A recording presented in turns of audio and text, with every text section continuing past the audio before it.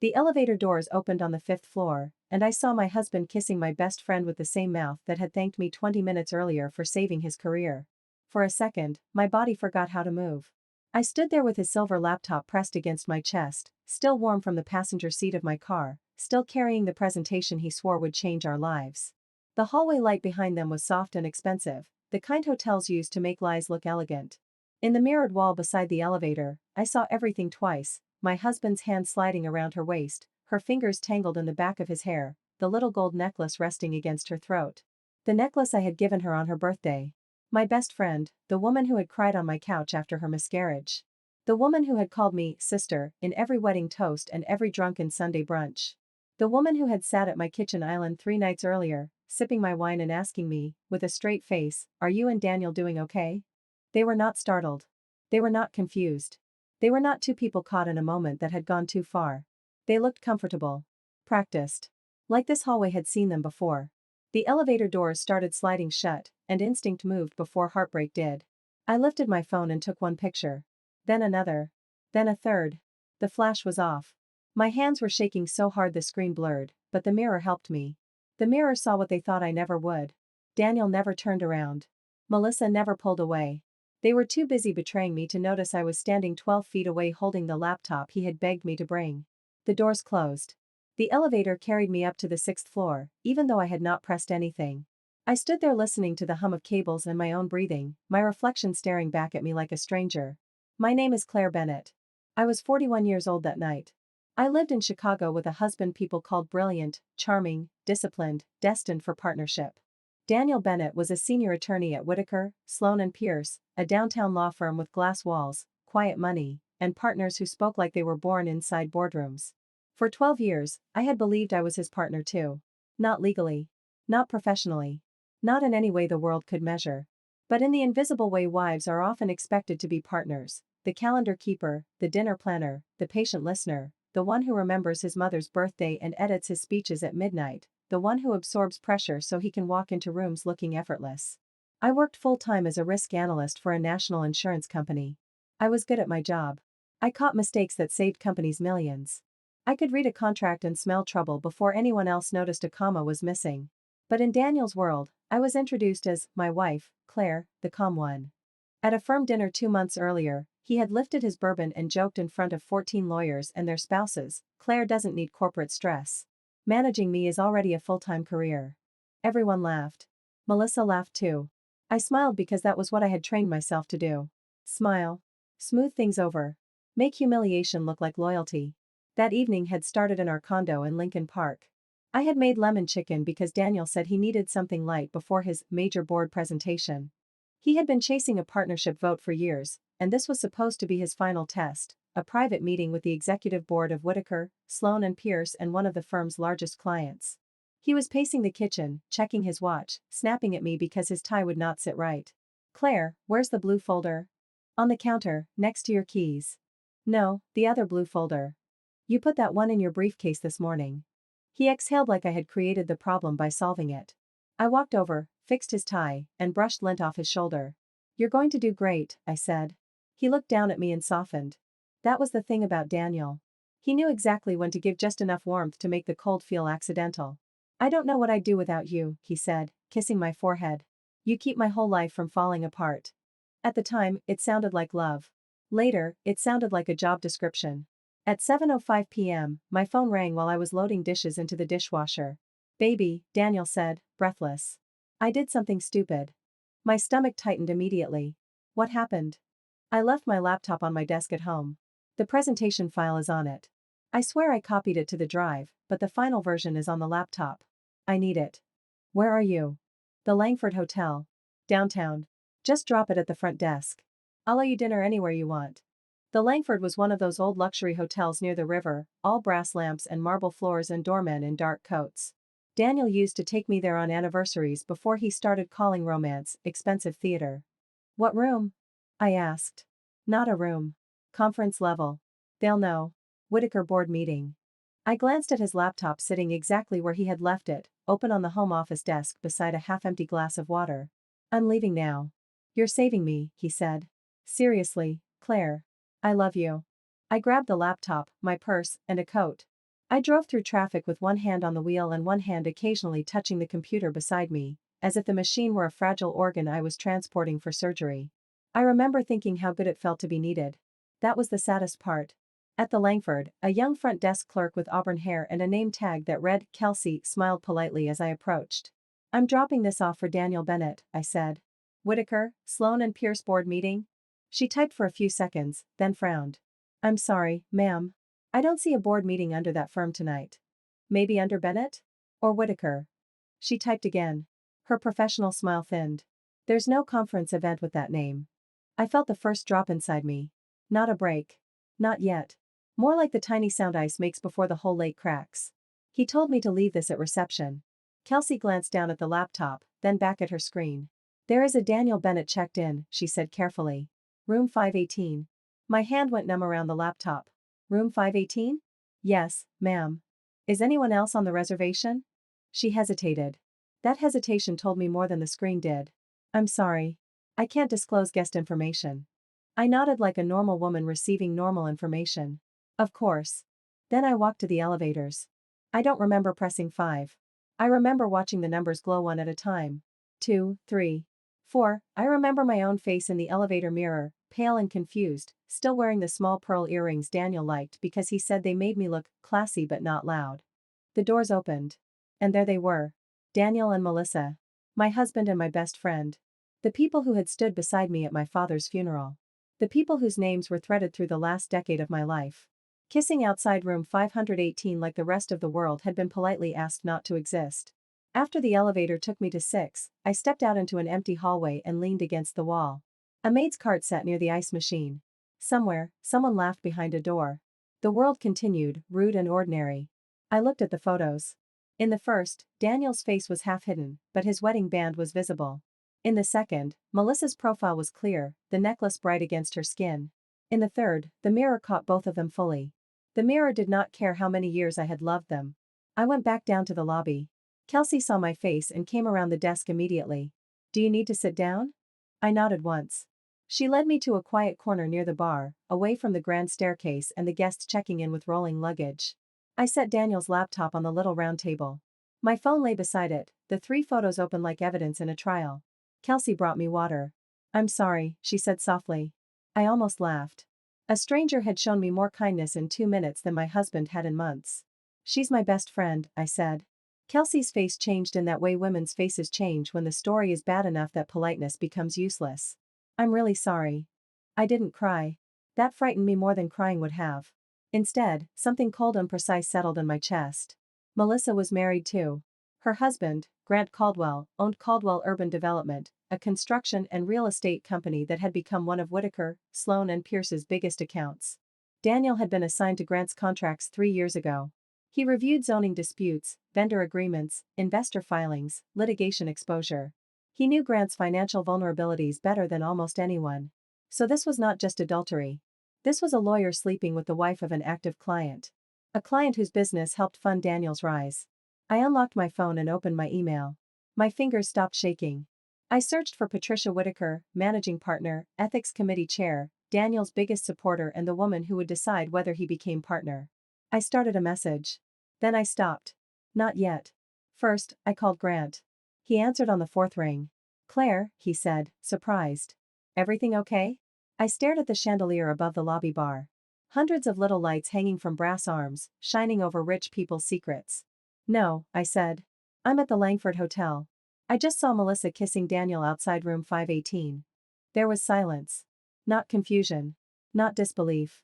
Silence like a man hearing the last piece of a puzzle click into place. "Do you have proof?" he asked. "Yes." "Send it." I sent the 3 photos. The typing bubble appeared. Vanished. Appeared again. Then Grant called back. His voice was different. "Claire," he said, each word flat and controlled, "do not confront them. Grant, do not give them a chance to make you look unstable. People like them depend on us reacting loudly so they can rewrite the story." I closed my eyes. "What are you going to do?" "I'm going to make 2 calls. One to my attorney. One to the firm's general counsel. In 30 minutes, room 518 becomes the most expensive room Daniel Bennett ever booked." I looked at the laptop on the table. Then I looked at my wedding ring. For the first time all night, I smiled. Not because anything was funny. Because I finally understood something Daniel had forgotten. I was not the calm one. I was the one who knew how to handle risk. Grant did not raise his voice. That scared me more than anger would have. Daniel has had access to my contracts for 3 years, he said. If he's sleeping with my wife, this is not only personal. This is exposure. I know, I said. Where are they now? Room 518. I still have his laptop. They don't know I saw them. Good. Keep it that way for a few more minutes. Kelsey returned with black coffee and a folded piece of hotel stationery. She glanced over her shoulder before speaking. I shouldn't get involved, she whispered. But hallway cameras cover the 5th floor. Footage is kept for 30 days. If an attorney requests it properly, management has a procedure. I looked up at her. Why are you helping me? Her eyes flickered toward the elevators. Because my mother spent 9 years being told she was crazy until she found proof. I swallowed hard. Thank you. She nodded and walked away before either of us could say anything that might make her job harder. I took off my rings. The engagement ring Daniel had given me at Navy Pier under fireworks I later learned he had not planned. The wedding band we chose together because he said plain gold looked serious. They left pale marks on my finger, little ghosts of a life I thought I had. I slid both rings into a hotel envelope and wrote one word across the front. Returned. Then I carried the laptop to the elevator. The ride to 5 felt slower than grief. When the doors opened, the hallway was empty. Room 518 sat at the far end under warm sconces. Behind the door, I heard Melissa laugh. That laugh had filled my kitchen every Christmas Eve. That laugh had cracked through tears after her pregnancy loss. That laugh had called me at 1 a.m. when she thought Grant was pulling away. I had answered every time. Now it came muffled through a hotel door I had never been invited to open. I placed Daniel's laptop carefully against the wall beside room 518. I set the envelope on top. I did not knock. I did not scream. I did not give them my pain so they could edit it into a story about my temper. Back in the lobby, I sat at the same table and opened Facebook. My hands were steady now. I uploaded the clearest photo, the one where the mirror showed Daniel and Melissa wrapped around each other outside the room. I cropped enough that the hotel name was not visible, but the wedding rings were. Daniel's hand. Melissa's necklace. The polished door number in the corner, 518. I wrote, sometimes you carry your husband's forgotten laptop to the hotel where he claims he has a board meeting, and the elevator opens on the truth. Sometimes the mirror is more honest than the people you trusted. I did not tag them. I did not name them. I scheduled it for 8 p.m. Then I texted Melissa, next time, check the mirror. I scheduled that message for 7:58. At 7:50, Daniel texted me. Everything is going great. Might run late. Love you. I stared at those words until they stopped looking like language. Love you. How easy lying had become for him. How automatic. Like breathing. Like signing his name. I replied, laptop delivered. Enjoy your night. At 7:58, my message went to Melissa. At 8 o'clock, the post went live.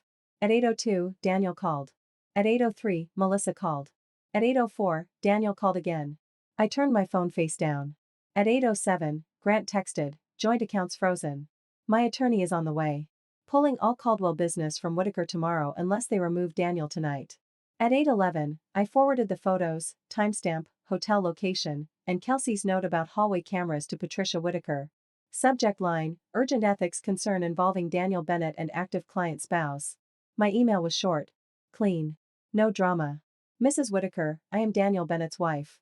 At approximately 7:18 p.m. tonight, I personally witnessed Daniel Bennett kissing Melissa Caldwell outside room 518 at the Langford Hotel. Melissa Caldwell is the wife of Grant Caldwell, owner of Caldwell Urban Development, an active firm client whose legal matters Daniel has handled for 3 years. Attached are 3 photographs taken by me from the elevator. The hotel has hallway cameras covering the 5th floor and maintains footage for 30 days. I understand the personal nature of this matter. I am contacting you because this appears to involve a conflict of interest, professional misconduct, and potential client exposure. Claire Bennett. I read it twice. Then I pressed send. At 8:16, Patricia called.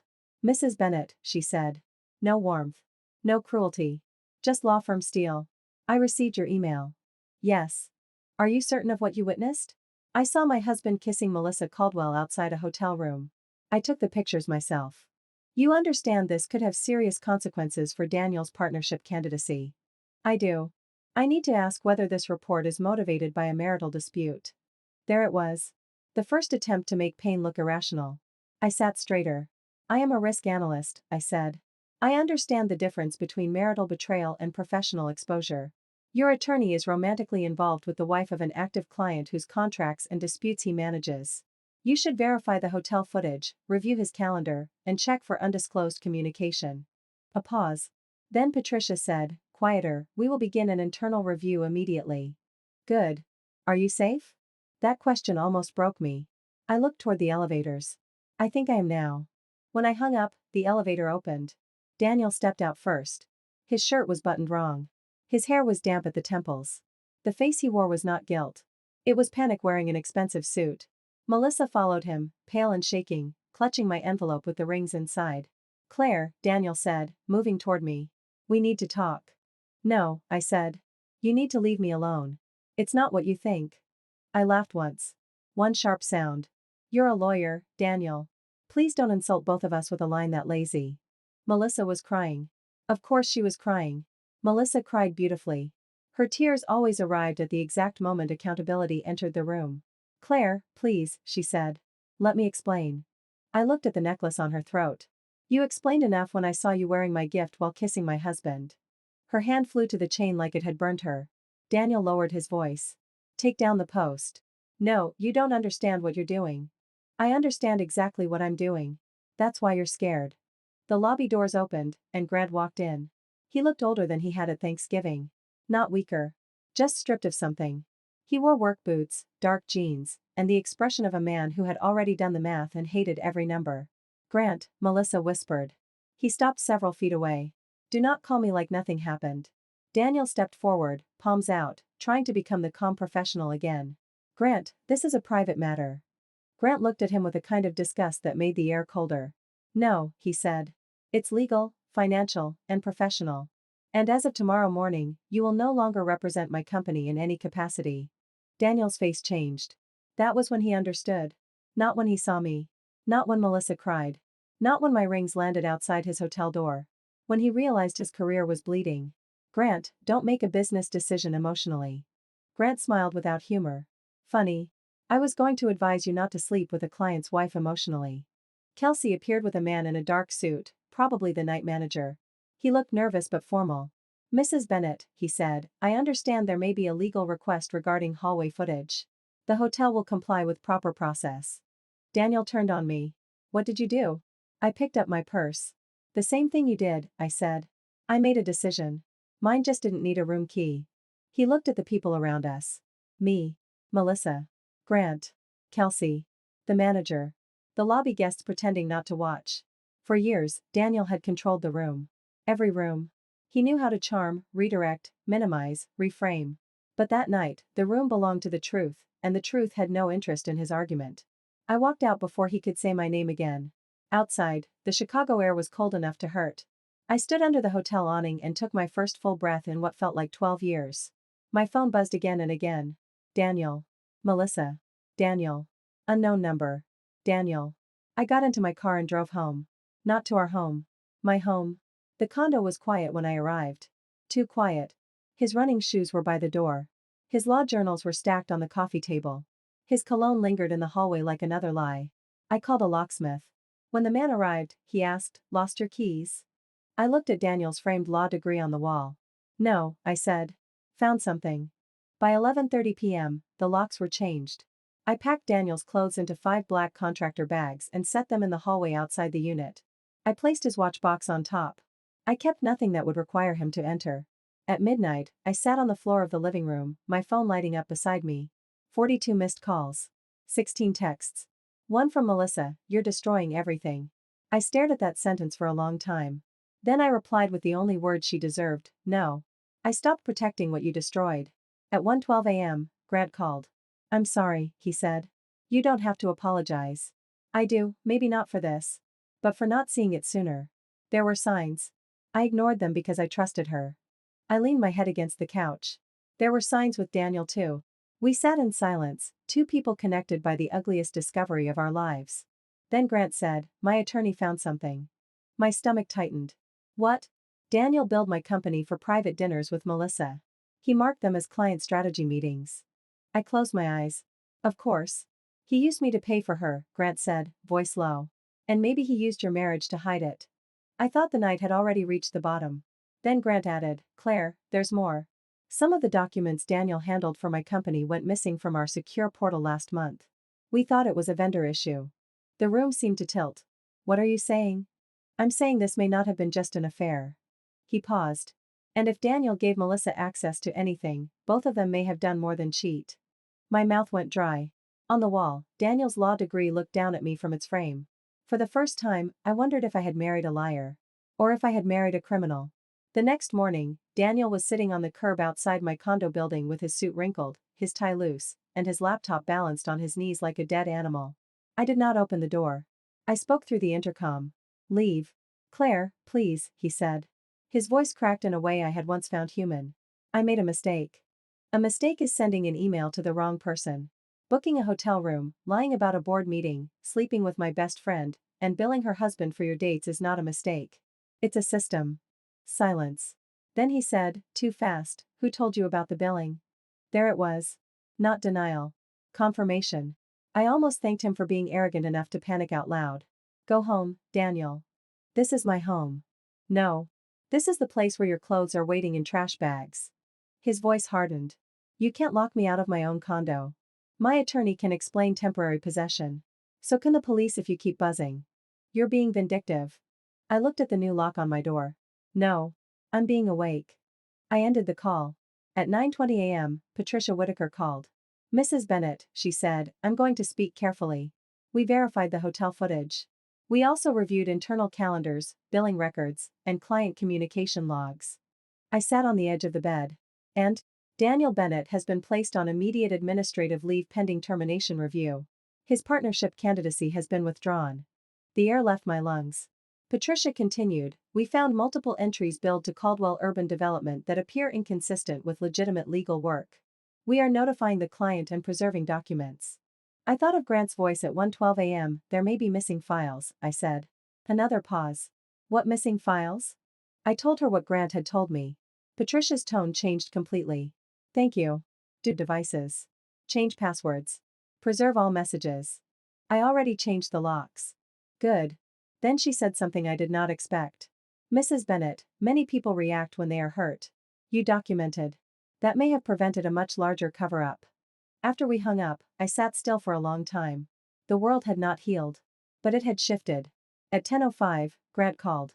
My forensic team found downloads from Melissa's personal tablet, he said. Files from a confidential development bid. Daniel's login was used. I stood up. Could someone else have used his login? Maybe. But the access happened during dates he billed to my company. Daniel wouldn't be that stupid. The sentence came out automatically, wife reflex still alive. Grant's laugh was bitter. He was stupid enough to kiss my wife outside an elevator. That was the first twist I had not seen coming. The affair was not the deepest betrayal. It was the door that opened to the rest of it. By afternoon, my lawyer, Denise Harper, was sitting across from me at my dining table, sliding papers from a leather folder. Daniel is going to try to make this emotional, she said. He'll say you humiliated him publicly. He'll say you damaged his career. He may ask for half your savings. He cheated. That matters morally. Financially, we need documentation. I opened my laptop and showed her years of household spreadsheets. Every mortgage transfer. Every utility payment. Every credit card balance. Every business dinner Daniel had claimed was reimbursed while our joint account covered his personal expenses. Denise looked at me over her glasses. You kept all this? I'm a risk analyst. For the first time in 24 hours, someone smiled at me. Then let's manage risk. The divorce became ugly fast because Daniel had nothing left but ugliness. He sent flowers. Then threats. Then apologies. Then a letter through his attorney accusing me of reputational sabotage. He claimed I had used social media to destroy his employment prospects. Denise responded with 14 pages of documented conflict of interest, billing irregularities, hotel footage, and evidence preservation notices. Daniel stopped sending flowers. Melissa tried calling me 31 times in 2 weeks. I never answered. Then she sent a voice message. Claire, I know you hate me. I hate myself too. But you have to understand, I was lonely. Grant was always working. Daniel listened. We never meant to hurt you. I deleted it. People who say they never meant to hurt you usually mean they never meant to get caught. The second twist came 3 weeks later. Grant called while I was at work. Are you sitting down? He asked. I hate questions that start like that. My investigators found the missing bid files. Melissa forwarded them to a private email account. I closed my office door. Why? Because her brother owns a competing subcontracting firm. I went cold. Daniel knew? We don't know yet. But his login was used to access the files, and he was in the room with her on at least 2 of those nights. I remembered Melissa at my kitchen island, asking Daniel casual questions about Grant's company while I poured more wine. So how big is that River West project now? Are investors nervous about the zoning fight? Does Grant still think Northline is underbidding? At the time, it sounded like a wife complaining about business dinners. Now it sounded like fishing. Grant, I said slowly, Melissa used to ask Daniel about your projects in front of me. I know, he said. I found texts. He sent me screenshots. Melissa, if I can get Mark the bid range, he can survive the quarter. Daniel, you're asking me to risk everything. Melissa, I'm asking you to help me save my brother. You said you loved me. Daniel, not tonight. Melissa, then why am I in this hotel? My hands shook. There he was. Not innocent. Not fully forced. Not merely seduced. Daniel had known where the edge was and walked toward it because a woman made him feel powerful. Grant's company filed civil claims. Whitaker terminated Daniel and reported him to the state bar. Melissa's brother's firm lost contracts and became the subject of an investigation. The scandal never became national news, but in Chicago legal and development circles, it spread like smoke under a door. Daniel's perfect life did not explode.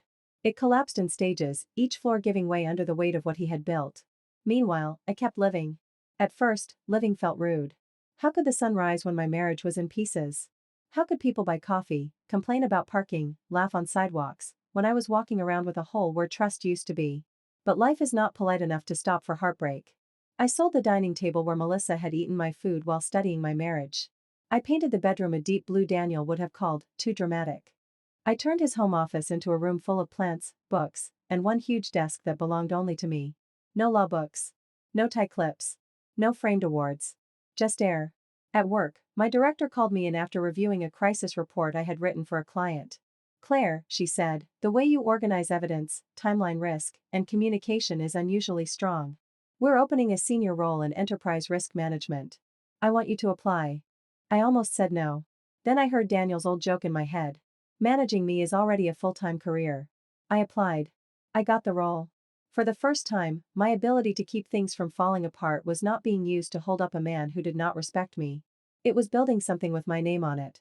Grant and I kept talking because lawsuits require communication. At first, our calls were practical. Dates. Documents. Attorney requests. Then one day, after a deposition, he asked if I wanted coffee. I almost said no to that too. Not because I disliked him. Because I was afraid of any comfort that came from the same wreckage. We met at a small place near the river. He looked tired but calmer. We talked about court for 10 minutes, then about weather, then about the strange grief of missing someone who had never existed the way you thought they did. I don't know if I miss Melissa, he admitted, turning his coffee cup between both hands. Or the version of my life where I trusted her. I nodded. I miss being the kind of person who didn't check mirrors. He looked at me then, really looked, and something passed between us that was not romance. Not yet. It was recognition. 2 survivors in the same flood. Months passed. Daniel's license was suspended pending review.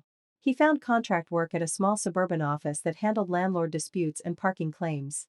I knew because he emailed me once from a new address to say, I hope you're happy. I did not answer. Melissa lost her marriage, most of her friends, and the beautiful victim costume she kept trying to wear. Grant's attorneys settled part of the civil case quietly, but not gently. Her brother's company folded by spring. The revenge people imagine is loud. Screaming. Slapping. Throwing clothes from balconies. Mine was quieter. I let records speak. I let cameras speak. I let invoices speak. I let their own messages speak. And every time the truth spoke, Daniel and Melissa had less room to lie. Almost 1 year after the Langford, Melissa showed up at my building. The doorman called first. There's a Melissa Caldwell here asking to see you. My first instinct was no. My second instinct was curiosity. I went downstairs. She was thinner. No makeup. Hair pulled back. She held a small paper bag with both hands. 5 minutes, she said. We can stand here. She nodded, looking around the lobby like she had expected my life to look destroyed. It did not. I'm in therapy, she said. Good. I needed to apologize. No, I said. You wanted to apologize. I don't need it. Her eyes filled. I became someone horrible. You chose something horrible over and over again. Don't make it sound like weather. She flinched. For a second, I saw the old Melissa. The friend I had loved. The woman who had curled up under a blanket on my couch after losing a baby. The woman I had defended when other people called her dramatic.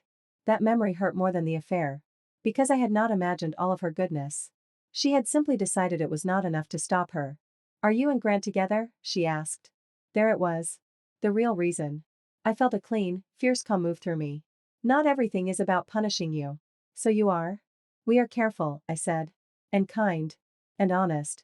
That's more than either of you gave us." Her mouth trembled. "He was my husband. And Daniel was mine." She looked down. Then she held out the paper bag. "I wanted to give this back. I already knew before I opened it. The gold necklace. My gift." The chain spilled into my palm, light and useless. "I can't look at it," she whispered. I dropped it back into the bag and handed it to her. "Then throw it away. I don't collect broken symbols." She cried then, not beautifully. Messily.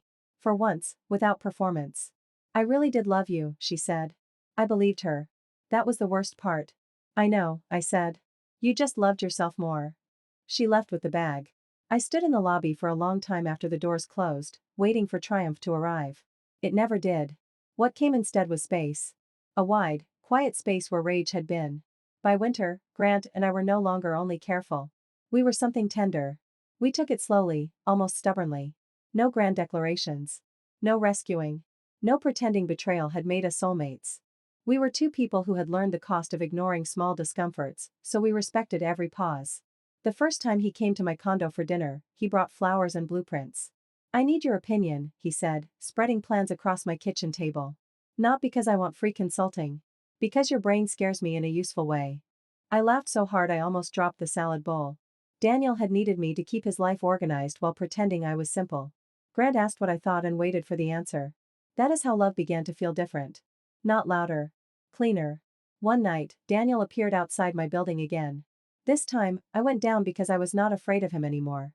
He looked smaller. Not physically, exactly. But reduced, like someone had turned down the volume on his presence. His expensive confidence was gone. His coat was cheap. His eyes were red. "I heard about you and Grant," he said. "Okay. That's disgusting." I almost smiled. "You cheated with his wife in a hotel room. And now you're with him? After the divorce. After the truth. After therapy. After honesty." Notice the order. He stepped closer. The doorman shifted behind the desk. "You ruined me, Claire." "No," I said. "I stopped cleaning up after you. I lost everything." "You lost access to things you were using." His jaw tightened. "I loved you." "No. You loved the way I made your life easier." "That's not the same thing." For once, he had no answer. So I gave him the last one. "The night I brought your laptop to the Langford, you thought I was saving your career." I was. "I carried the last piece of your perfect life right to the door. You were the one who chose what I found there." He looked away. "And Daniel?" He glanced back. "I hope someday you become honest enough to understand that consequences are not revenge." I walked back inside before he could respond. A year and a half after room 518, I passed the Langford Hotel on my way to a meeting. The brass lamps glowed through the windows just like they had that night. Guests moved through the lobby with luggage and secrets. The revolving door turned slowly. I stopped across the street. For a moment, I saw myself again, a woman in pearl earrings, carrying a laptop, believing usefulness was proof of love. A woman who thought a marriage could be saved by delivering one more forgotten thing. I wanted to reach through time and take that laptop from her hands. But then I realized she did not need saving. She needed evidence. She needed the elevator doors to open. Daniel lost his job, his reputation, his partnership, his license for a while, his home, and the comfort of having a wife quietly hold his world together. Melissa lost a husband, a friend, a family, and the story where she was only lonely instead of responsible. Grant lost money, trust, and the illusion that love makes people loyal. I lost a lie. And as painful as truth is, it has one mercy: once it arrives, you can finally stop performing for people who were never protecting you. Today, my condo smells like coffee, wet soil, and the basil plant Grant keeps overwatering. Sometimes he comes over and we cook. Sometimes I stay alone and read in the blue room that used to be Daniel's office. Sometimes silence fills the whole place, and instead of fearing it, I let it sit beside me. Silence no longer means someone is hiding something in the next room. It means peace has room to breathe. I kept the 3 photos in a legal folder for a long time. I never looked at them after the divorce finalized. Evidence has a job, and once it did its job, I did not need to keep feeding my anger. But I remember the mirror. Not because it showed me betrayal. Because it showed me the truth at the exact moment I was strong enough to use it. If there is one thing I learned, it is this: you cannot always stop people from betraying you, but you can refuse to hand them the ending. You can make one call. You can press send. You can let consequences knock on the door they thought was locked. That night, I did not lose my marriage. I recovered my name.